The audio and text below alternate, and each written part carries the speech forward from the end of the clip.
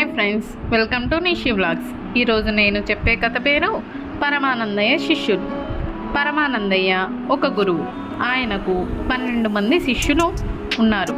ఒకరోజు గురువుగారు ఊరికి పోవాలని అనుకున్నారు. ఎద్దుల బండిలో బయలుదేరారు. శిష్యులు బండి వెనక నడవసాగారు. కింద ఏమైనా పడతాయేమో చూడండి అన్నారు గురువుగారు. కాసేపటికి మరి చెంబు కింద పడింది. శిష్యులు చూశారు, అంతే. ఇంకాసేపటికి కండువా కింద పడింది. మళ్ళీ శిష్యులు చూశారు, అంతే. గురువుగారికి కోపం వచ్చింది.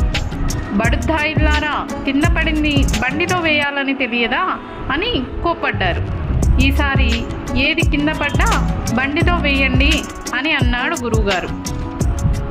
కాసేపటికి ఎద్దు పేడ వేసింది. శిష్యులు పేడ ఎత్తి బండిలో వేశారు.